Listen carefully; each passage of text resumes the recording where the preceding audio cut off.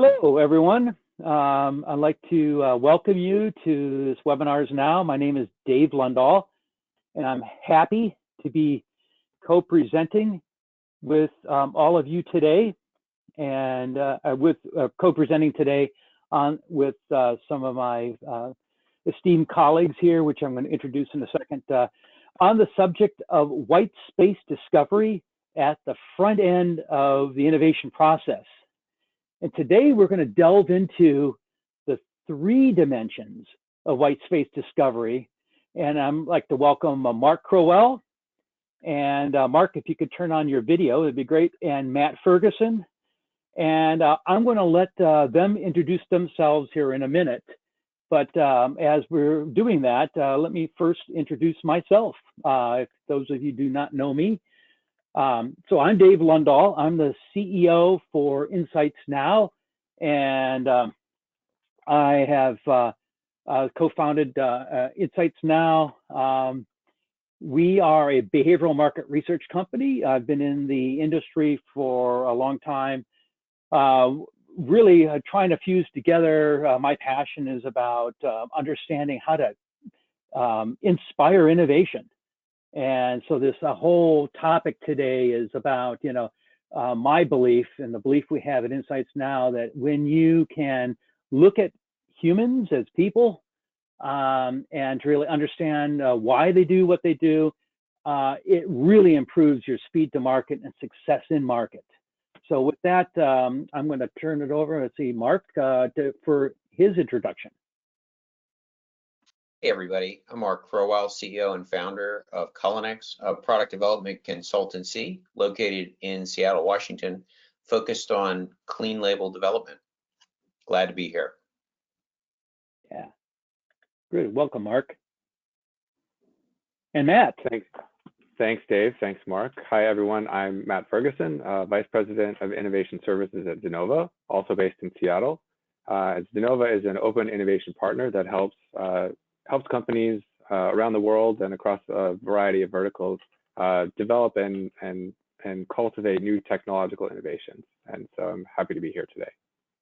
Super.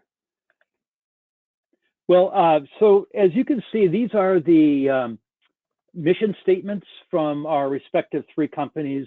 And you can see we're highly aligned. We're all about innovation in many ways. At InsightsNow about inspiring innovation. And CuliNex being a culinary product development firm, fantastic company, working with them for the last couple of years, and also trying to create cleaner, healthier, happier world. Xinova brings in a fantastic capability to really open up and unlock through technology innovation opportunities. So we're really excited today to bring all of this together.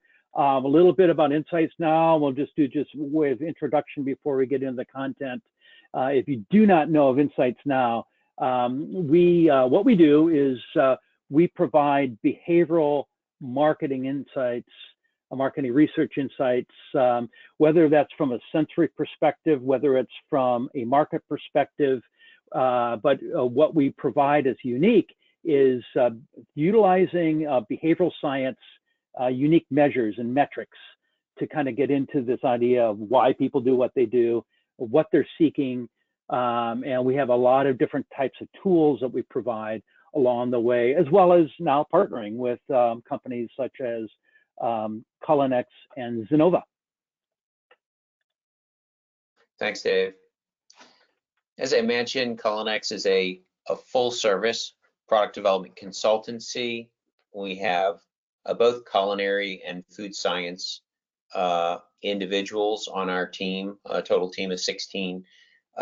We really focus, as I mentioned, on not only clean label, but also a methodology of development that really puts great tasting food in the driver's seat and supports it with all of the science and regulatory process. We take products all the way through from white space exploration, discovery, which we'll be talking about in depth today, all the way through to commercialization in the plant, working with brand owners, CPGs and of all sizes and ingredient suppliers, as well as boards and commissions.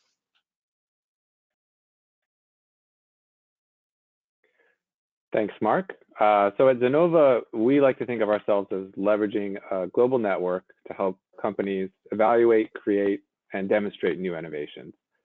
We're an open innovation partnership services provider, but we focus not necessarily on crowdsourcing, but actually finding subject matter experts from a variety of different disciplines to focus in and work side by side with our customers, both at the front end to evaluate potential new opportunities, assess new technologies or markets, and also just dig into the scientific literature and provide more insight in areas that are adjacent to but outside of our customer space, and then move into creating and identifying technical unlocks that provide a sustainable competitive advantage for our clients, and then ultimately demonstrating those and helping make a transition into our partner companies. So very excited to be here, and thanks everyone. Good, thanks, Matt. So for those of you that have joined us today, we would like to make this as interactive as possible. And so if you're joining us, if you're watching the recorded, you'll see we'll have some participation here as well. So on the side of those of you here, you have the open chat box, side of your panels, and we're going to ask you to, at some points, to take a look at that, as well as do a couple polls today in our presentations. So in talking about this idea of what is white space, you know, in talking about how do you discover new to the world ideas for your innovation pipeline, you know. So we're not talking about renovations. We're not talking about, you know, maybe products that are currently on, that are Me Too products that are, but we were talking about really bringing to market new to the world products through the processes of innovation. And so that space of possible ideas for truly new to the world products is what we call innovation white space. So given this definition, I'd like to kick off our session today with a quick poll. And we'd like to ask you here in this poll, it's going to pop up in a second here for you to answer, you know, do you have white space discovery process for innovation at your company?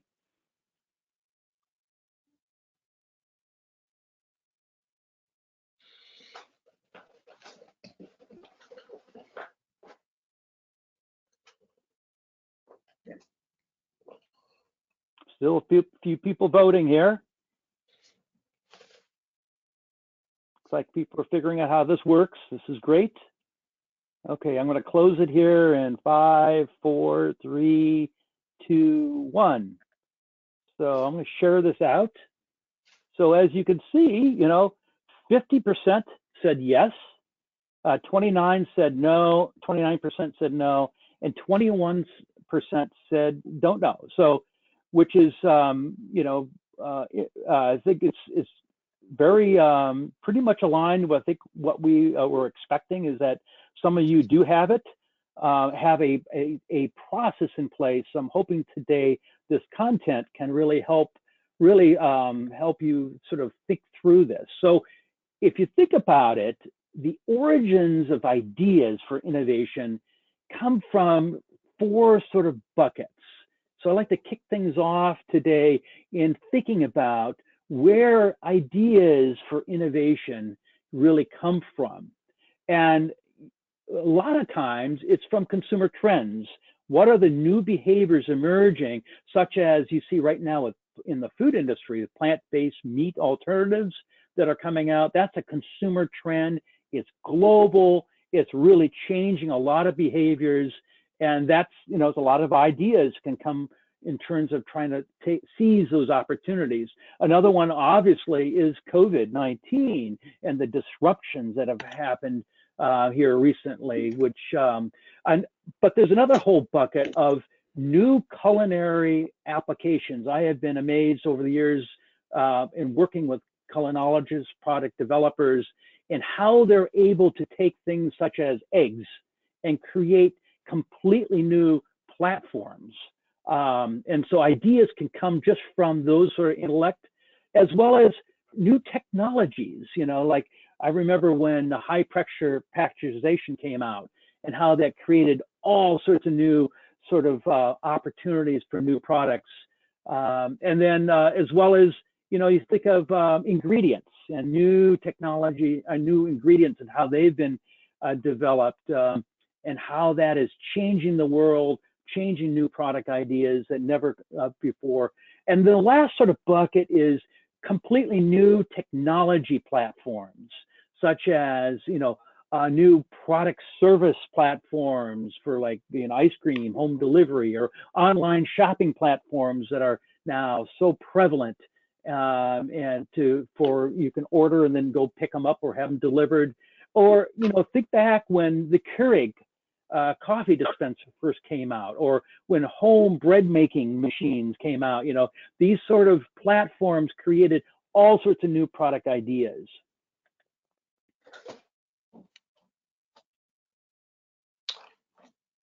So with these product ideas, what you have is a confluence of technology, product, and behavior, and is at this sort of point where they all come together that we're discovering so many more ways, you know, to create opportunities. So this is what we talk about when we talk about white space discovery. Mark. Truly groundbreaking new products require three elements. Dave mentioned a number of different categories, but when you really analyze those and boil them down, you get technology innovation, product innovation, including ingredient innovation and processing innovation, and you get behavioral changes. What's really interesting about what we've been going through for the past 9 months with COVID is the enormous behavioral changes that society has gone through to adapt and deal with COVID. And in this immense disruption has been huge changes in consumer behavior that have opened up new opportunities for some and terrible dislocation for others, like restaurant companies. So together, thinking about how white space innovation and these behavioral changes can create new opportunities, this is a tremendously opportune time to be thinking about what does the future hold? How can I take technology innovation, product, ingredient, and processing innovation, and this behavioral disruption, and look at the marketplace and the opportunities it presents as a positive? And that is what we hope you'll be able to take from today's conversation.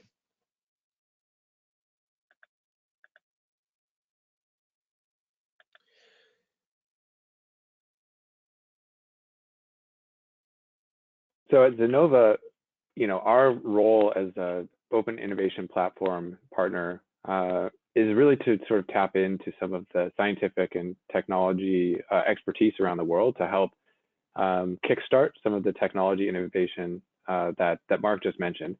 So a lot of disruptive new products and things. All three of these elements are key, and one way to develop a sustainable competitive advantage is through new technologies, and that's really our goal, is to help inject new ideas from the scientific community into our partnerships. We're really looking at innovation through the lens of product, and we're the recipient of the wealth of scientific expertise that Xinova brings and the depth of consumer behavioral insights that InsightsNow brings. we're that point where the rubber meets the road, and we're taking the insights and the technology from our strategic alliance partners, and channeling that into the creative process to come up with the platforms and the concepts that can truly move the market. And at InsightsNow, what our role is and what we do is really understand and uncover that behavioral white space that comes from market disruptions, people disruptions, as well as consumer trends, where people are changing their behaviors and seeking new things. Together, we've come up with a process called the CRAVES solution. CRAVES stands for Clean Label Research through Agile Evolutions into Stores. That rather long acronym has within it the white space discovery process off to the left, and a series of sprints that culminate in in-store testing.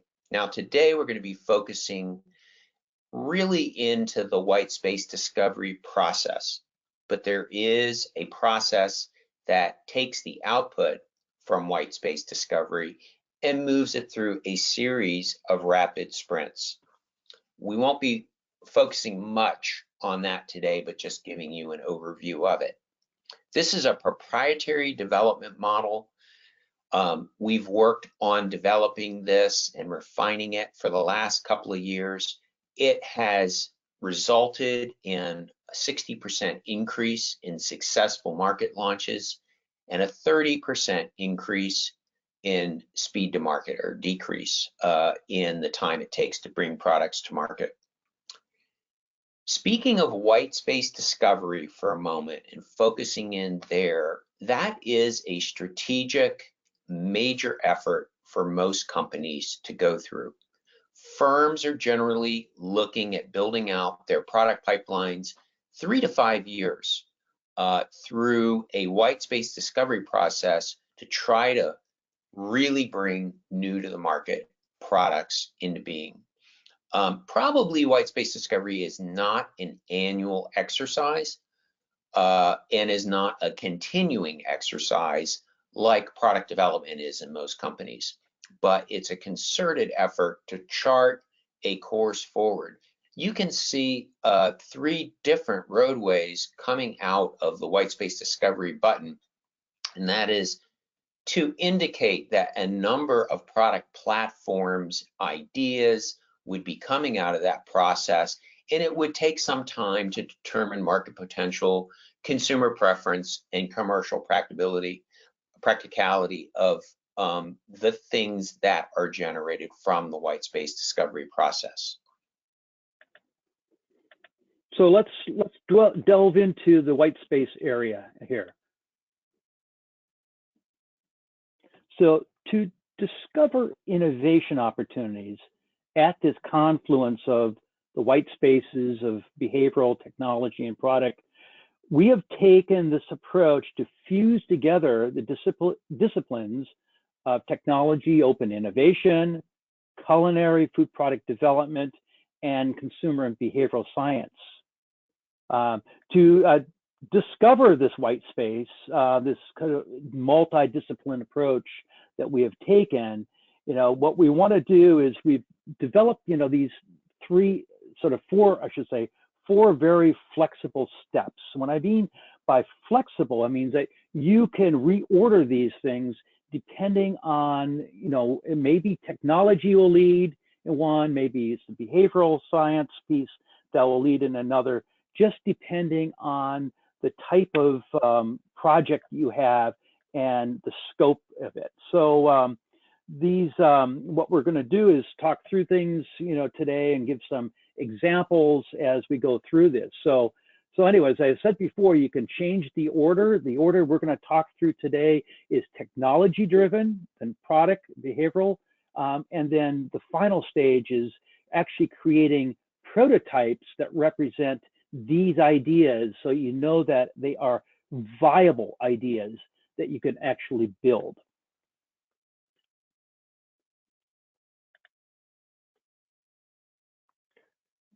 So technology discovery broadly encompasses Xinova's approach to leverage the insights and creativity of individual experts from our global network across a variety of disciplines, with the ultimate goal really of creating a pipeline of technical unlocks for our customers that deliver differentiated products and a sustainable competitive advantage.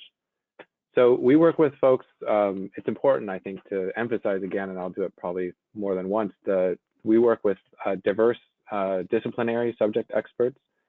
We try to bring together and sort of cross-pollinate creative ideas from people, because that's a really important part of the discovery process.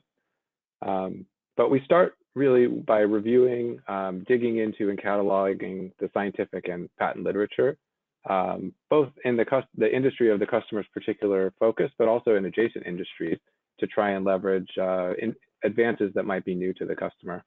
And then we identify trends and gaps or opportunities, white space opportunities. And following that approach of sort of taking stock of the current state of work, we actually work and form teams to invent a pipeline of unlocks that deliver that differentiated performance, such as new functionality or efficiency in a process. And ultimately, you know, the goal is to use collaboration between the teams of experts from our network and our customer to engineer into the process and spark cross-pollination of ideas.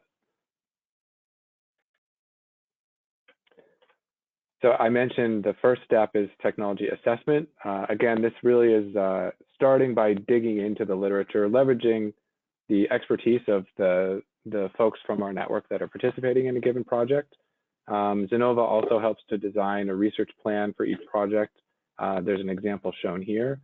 But what we want to see is sort of a process that follows, that delivers that sort of taking stock of what's in the literature, again, trying to understand how to make new connections and uncover new things. But ultimately, we want to focus and deliver something actionable. So this first phase ends with delivery of an assessment of that white space and possibilities in the literature, potential opportunities, particular papers or patents even of interest, risks, impediments, et cetera. And the goal here, this part of the exercise, is to set the stage for ideation, seeking new technical unlocks and the subsequent stages that will follow. And another key part of this part of the process is we like to stress the importance of really thinking carefully about the problem statement that's being posed.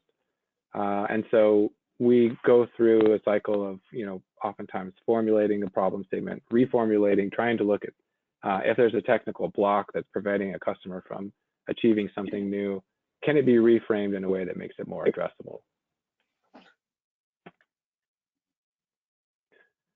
So finally, the goal of this overall process is actually to deliver something actionable, a technical unlock that a customer can take in-house. And so really, we're trying to create a pipeline of potential solutions here. Again, looking to minimize risk in over-investing in any one place at the beginning. And ultimately, we want to unlock those differentiated results, new flavors, new textures or processes that yield new possibilities. For example, in plant-based foods, I think this is a really exciting area for us to focus in right now, because the science of making a pea protein behave like a beef animal protein, there's a lot of very interesting things there that are relatively new. And it's really inspiring for me, as participating in these projects, to watch the kind of fresh ideas that flow when a team of experts with diverse disciplinary experience are sort of encouraged to work together and approach a new problem and incubated within our framework. So during our process, our team of experts, they digest the initial landscape, they ideate, refine new possibilities, and deliver that pipeline of ideas, following along with a sort of well-proven process that Xinova has worked out to encourage communication back and forth between the customer, who ultimately have that strategic interest and really understand what's going to work for their business, and an outside innovator that can bring something fresh and creative to the program. And final deliverables, highlight the potential for new IP, and again, suggest actionable next steps so that our partners can develop and scale promising solutions. All right, so Mark, product. Yeah, thanks, Dave.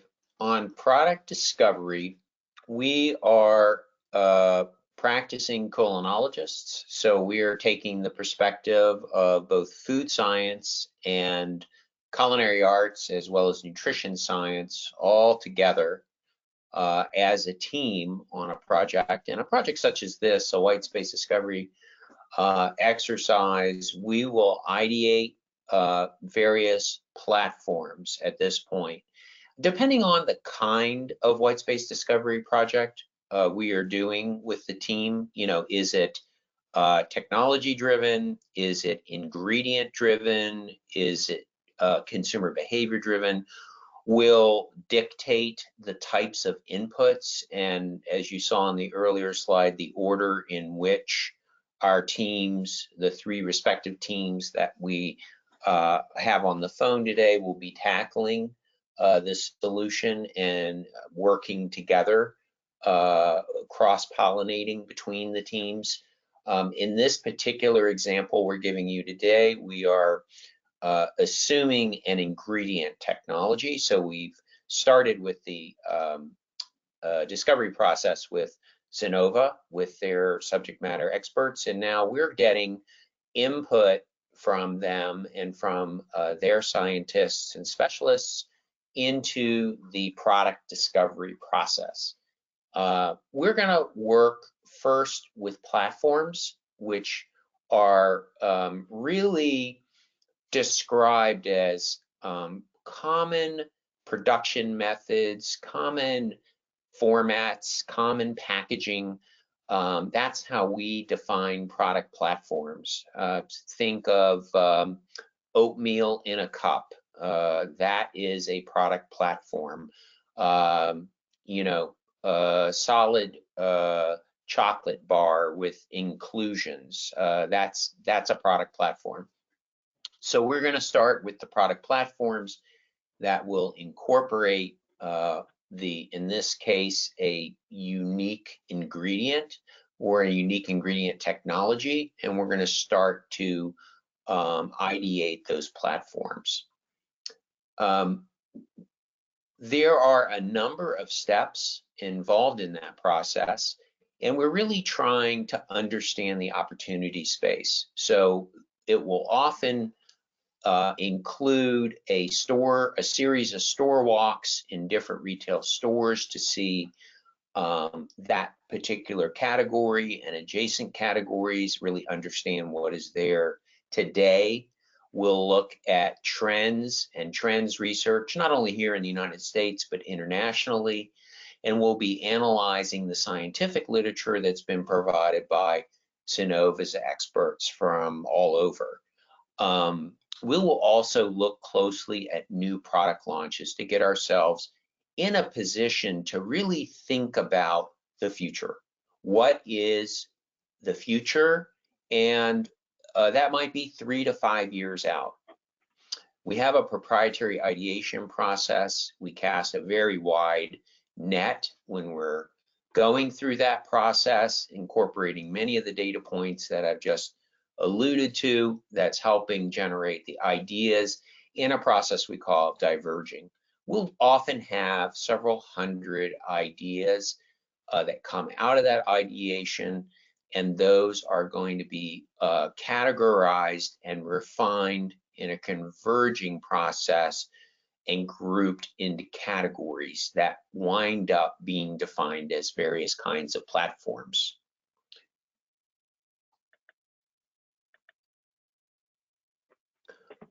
On to platform creation. We're building these platforms out and describing them in a very detailed way. We're not down to specific product SKUs that you would put on a shelf yet, but we're talking about everything that would be within a particular platform. What are the consumer solves or pain points? What are the opportunities within that category? Reasons to believe, as I mentioned, the competitive landscape, commercialization feasibility. We're weighing all of these things, describing them as a set of discrete platforms. These platforms in turn are then going to be discussed among consumers in a handoff to the InsightsNow team, where Dave will be talking about how precisely how that is done. But some of the things that we are going to be doing with defining the product platforms, generally speaking, we will come up with a large number of platforms.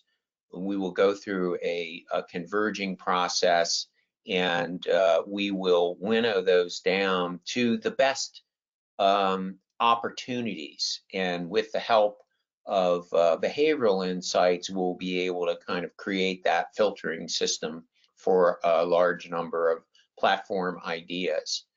You know, the screens are very important because right from the get-go, we are thinking about where the economic opportunities are and the relative sizes of them and the technological investments that might need to be made to bring those to life. Yeah, so before I get into the behavioral piece, I just want to mention, I see that there's already been at least one question that people have posed. And so if you have further questions, please put them in there. We'll in just a little bit, we're going to have a Q&A session. So please, as questions, if you have questions for Mark or for what Matt had to say, you know, put them in there now if you have a burning question to be. So what we do with our role in Insight, we take these platforms that Mark and his team have developed, as he was mentioning, and what we do is we look for, we have a way of scoring these, and this is done by conducting what we call a behavioral landscape analysis. And we take each product platform, and which includes a definition of what sort of moments of use, the moments of consumption might they serve. And we drill down into these moments in this landscape analysis to identify who are the consumers that would be in those moments, how frequently are they in these moments, what is the competitive set that they're using for and what to achieve and to get the benefits that they're seeking in the use of the products in those moments. So what we do is we bring together, you know, all of this information to really score and understand which of these are the most sort of best. So this analysis starts by surveying, you know, these participants that frequent, and we asked various questions like which platforms, you know, have the greatest amount of spend in it. We'll understand by looking at these moments, and say some platforms may play in multiple moments. So we want to then look at which platforms can grab the greatest behavioral share across these different moments. And we also assess, you know, how hard it might be for participants that are currently using other products, because you know, new products that don't exist yet. How embedded are they in their habits? So how difficult would it be for them to actually switch to utilizing another product within these moments? And the behavioral landscape methodology is conducted with usually around a 30-minute survey. Usually the surveys encompass 1,000 or more complete interviews that we have with participants that fit some sort of category. Often these sort of landscape analyses are primary shoppers, and they tend to be fairly gen pop oriented, although you can delve into, let's say, constructing that saying we will look at only people that are certain brand users, or people that you can even scope these sorts of studies to specific types of moments that they're frequently frequenting, or even categories they're using. Or sometimes we've done this where we're really looking at a type of behavior, such as meal replacement behavior or snacking behavior, or utilizing of a technology and so on, like online shopping.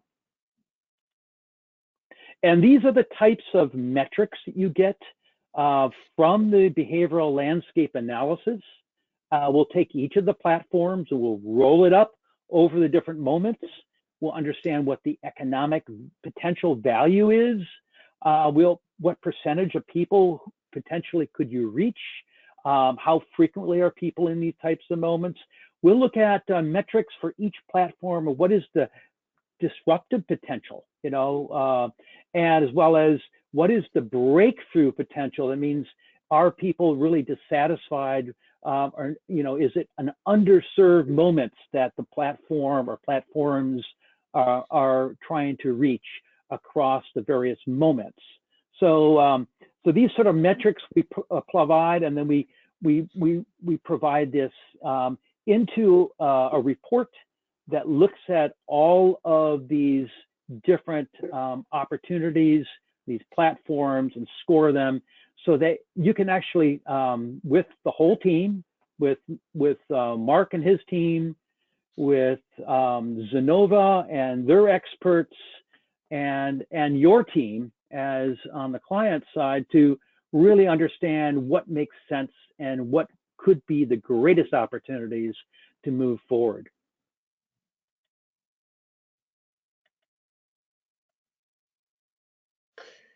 Then we come to the final bringing together of all of the work and the research and the analysis that's been done to this point onto the bench. We are going to create prototypes within each of the highest potential platforms that have been identified, and really translate this into products that make people want to purchase them and enjoy consuming them.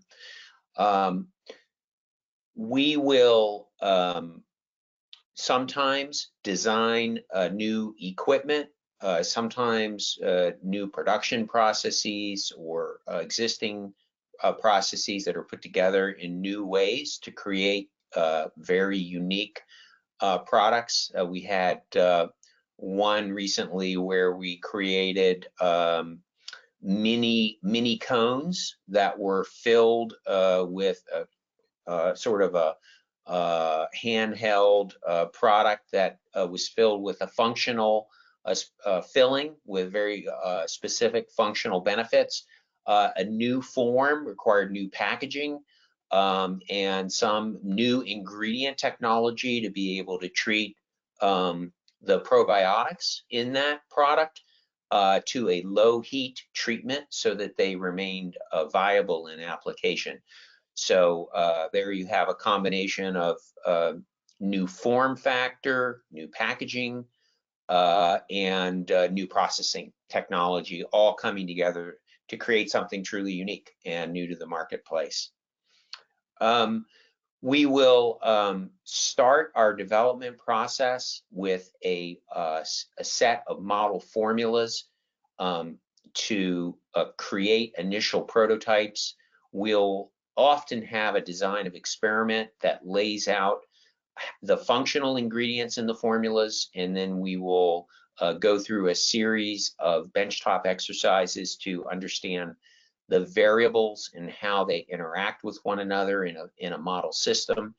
And then from there, we are going to develop a proof of concept that is not a fully realized and defined and gold standard product by any means, but it's far enough along that through client evaluation and discussion against the criteria that have been set out in the earlier white paper, we are able to say with a fair amount of certainty that it is worth carrying this concept, this proof of concept, forward into the CRAVES process, a series of sprints.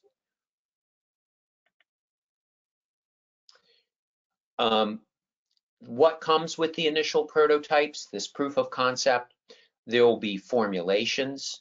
There'll be an in-depth understanding of the functional ingredients in the formulation and how it might act in different processing settings, processing instructions from the benchtop, digital photos.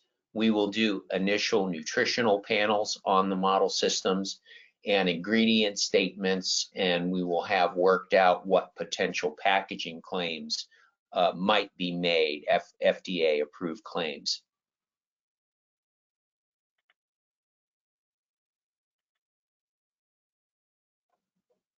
So, we have now, sort of developed, talked through, the idea of the process, the CRAVES process, and how this white space discovery fits in. So Mark's, I guess, is going to summarize here a bit. The white space discovery process is really designed to get from a clean sheet of paper to a proof of concept. Think of it as sort of the launch pad, if you will. This stage is really going to be the genesis of building a winning pipeline. Typically, what comes out of white space discovery are many more potential platforms to explore than companies have resources for. There is definitely a winnowing process to the top contenders. And then, it's not unlikely that some of these are going to be sort of second tier ideas that are going to be explored at a later date. But that's what makes a pipeline. The opportunity intersection of technology, product and process, and consumer insights is a winning methodology for building truly groundbreaking new products to introduce to the marketplace.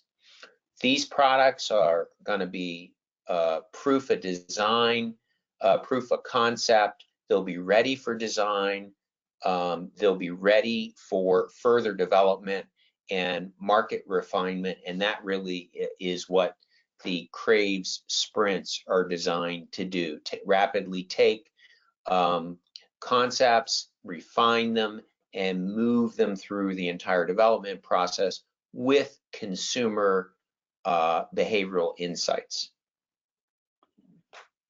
Right, and to sprint into success, taking, this sort of pipeline and having shown here, three, could be more than three different sort of pathways, different sprints to create opportunities to grow your company, utilizing, this information, so you can get out ready to launch. So if you, I'm going to kind of, as we prepare for the Q&A here, I see a number of you have a number of different other questions that you've created here. You have already listed here, and this is great to further sort of get us in the mode of a great participation for question and answering. We would like to have one final poll. And I'm just launching this poll. If you could take a look at this, we'll utilize these poll results as well as the questions you already have. And hopefully we can have a great conversation here to wrap things up today.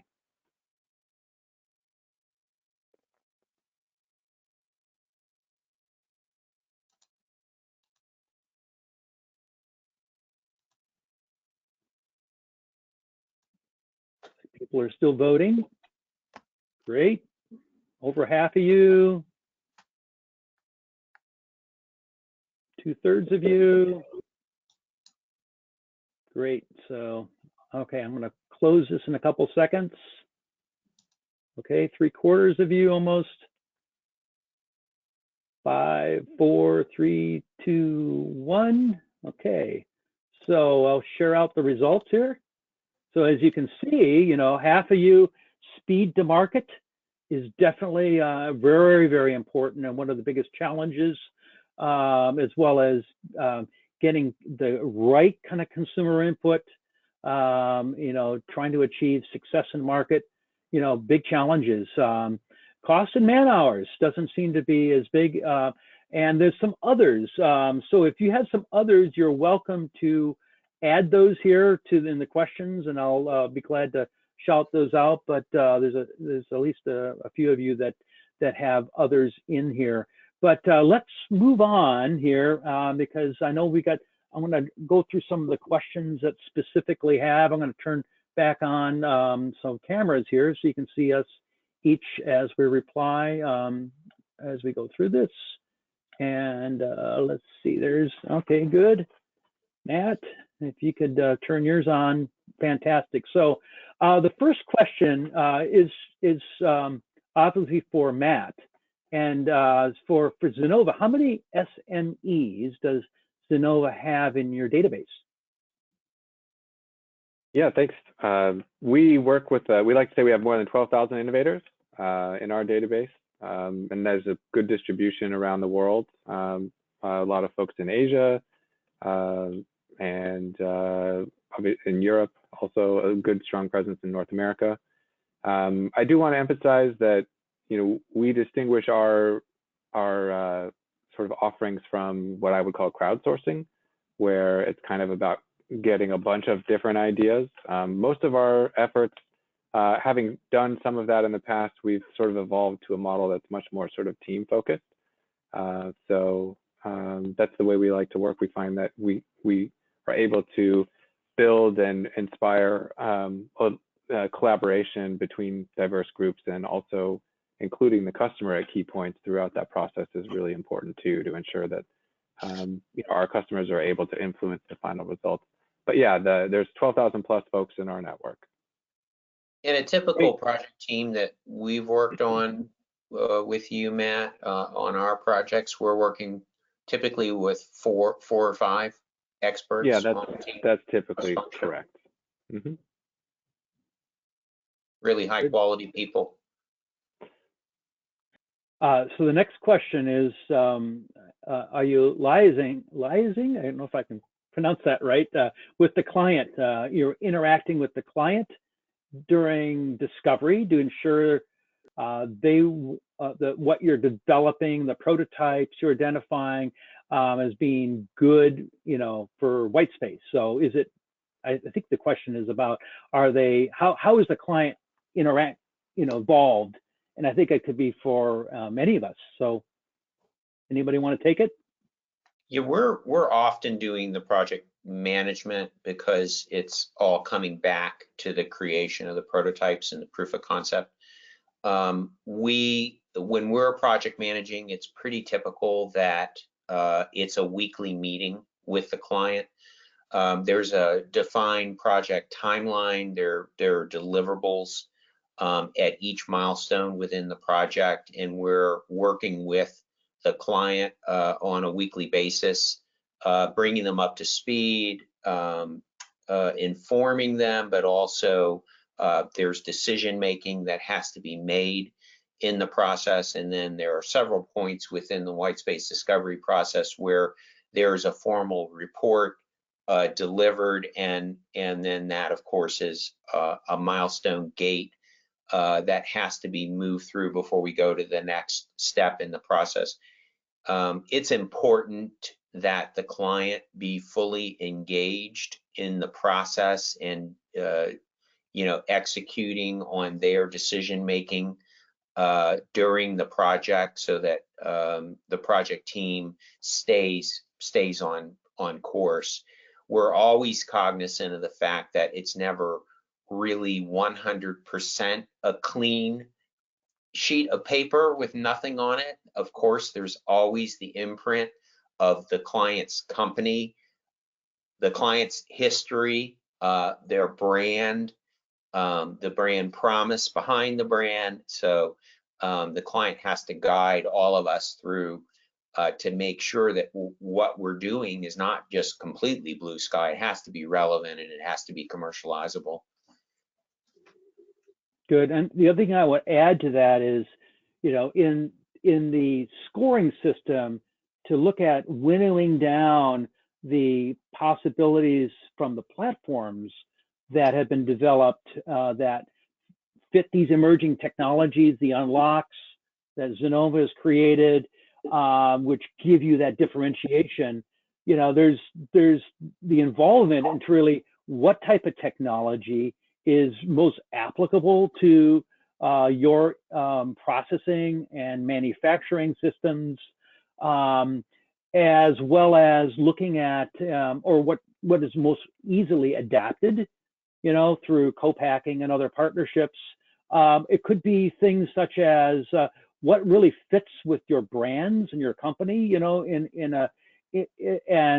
so these are other things that, you know, or if you're focusing because of how your distribution systems are, or whatever, you know, other factors that really say this has a business case that makes sense for this idea. So it's not only the biggest idea, but is the best for you to move forward with.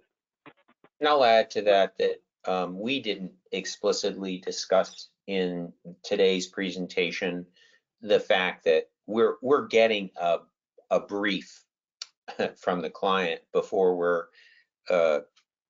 planning the project and signing the contract with the client. And that brief is going to give us a lot of background, we call guardrails, for how we will apply the discovery process and the consumer insights to the creation of the platforms. We're not just, you know, Right. coming up with crazy stuff. We're working within a framework that has been very thoroughly defined by the client. Now, there are a couple of questions on price. One was just estimated costs for each of the modules, you know, and so I assume that is related to thinking about the white space discovery as one module, and then there's the 5 other sprints. And so we certainly work with, sometimes we'll work only on the discovery piece and get through that. And then as the different sort of initiatives that come out from that, we look at those individually. But sometimes just from the craze process of those individual sort of initiatives, we can focus on specific areas. So it is very dependent on where you are and what your needs are for you know, looking at how to get to market fast with winning products. Anyone who want to address that or the cost elements anyway? There's quite a broad range of costs for white space discovery. Much will depend upon the guardrails that the companies give us for the types of technologies, or indeed what kind of white space discovery. There are different flavors of white space discovery. There, as I said earlier, those that are driven by ingredient technology, that's one flavor of white space discovery. Those that are driven by a change in consumer behavior that the company wants to exploit, that is a different kind of white space discovery. So it really depends upon the nature of the project. I would say there is certainly a floor to what white space discovery would cost. I don't think it's going to cost any less than $150,000 or so, and it could go up as high as maybe $350,000. That's a pretty big range, but it really depends upon the project. Is that a fair range in your mind? Yeah. Yeah, Absolutely. I think that's fair. And I would just add to that too. I think it's sort of been touched on, but just want to emphasize that a lot of the reason why I think we are flexible and able to adapt to different needs for the clients is that we've designed the workflows to be pretty modular, and so we can apply the right sort of approach for a particular challenge, so that we're optimizing both time, I think, to get to the end goal, and then also applying the resources in the right way. Right. So good. So I'm gonna, in looking ahead here, next month, this is on December the 10th, we're going to actually do part 2 of this session, and which is really going to be looking at the sprinting process itself, looking at the CRAVE sprints. Once you have an idea coming out of your white space discovery, how do you rapidly design, develop, deliver that to market, scale it up, and actually then support it so that you can drive its success in market. So we're going to cover through those sprints on December the 10th in our next webinar. Webinars Now, next series, and really excited about that for those of you. So thank you for everyone who was here. There's some great questions. If you have any further questions, please feel free to reach out to any of us, and we'll be glad to help address your questions and so on. So anyways, thank you for your attention here. Mark, Matt, any further questions or comments before we sign off? No, I want to thank everybody for joining us today. It is really an honor to work with these gentlemen and their firms. They're really top shelf, and this is a very unique and exciting program. Yeah, likewise. I'd just like to thank everyone for your attention. All right, everyone, have a great day and enjoy your holidays until December the 10th. Bye. Bye.